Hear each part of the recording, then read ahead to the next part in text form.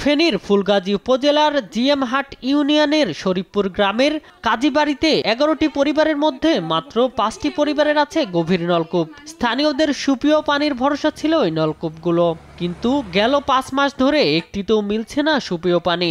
দূর দূরান্তের জলাশয় থেকে পানি সংগ্রহ করে রান্নাসহ বিভিন্ন কাজ সারছেন তারা। পানিলে অনেক কষ্ট করি, মানি গাঙ্গে থেকে নিয়ে আসি, হেড়িও অনেক ময়লা কাঁচরা খাইতাম হারি না। আমাদের এলাকা তো বিভিন্ন জায়গা এ পানি মানুষ পাইতেছে না, টিউবওয়েলের সমস্যা, মানে পানি আগে যারা সাফ কলে একটাও তো পানি উঠে না। এটা লেয়াল না আমি গেছে তো এই জন্য পানি উঠে না, এখন কম উঠে, পানি দিলে পানি উঠে আর কি।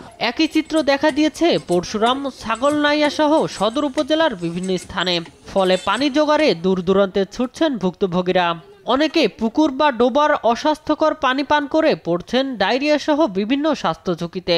এদিকে পুকুর, খাল, জলাশয় শুকিয়ে যাওয়ায় পানির অভাবে ফসলের বীজ নিয়ে সংকটে পড়েছেন কৃষকরা।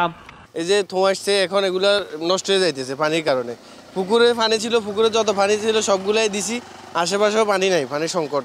আবার স্কিমের যে পানিগুলো ওইগুলো যে প্রথমে দিছিল, এরপরে থেকে আর স্কিমের সরকারি যে টিউবওয়েলগুলো আছে ওইখান থেকে আর পানি দেওয়া হয় নাই। সরকারের কাছে উদাত্ত আহ্বান করব, অন্তত প্রত্যেক ওয়ার্ডে 10 থেকে 15টা ডিপ টিউবওয়েলের যদি ব্যবস্থা করে, তাহলে এই সংকট থেকে আমরা সমাধান করতে পারবো ইনশাল্লাহ।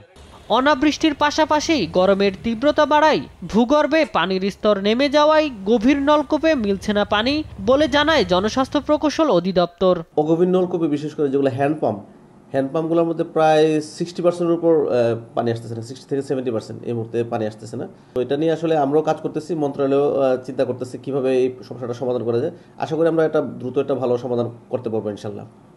পানির এই সংকট কাটিয়ে উঠতে বিকল্প ব্যবস্থা চালুর দাবি স্থানীয়দের। নিউজ ডেস্ক, দেশ টিভি।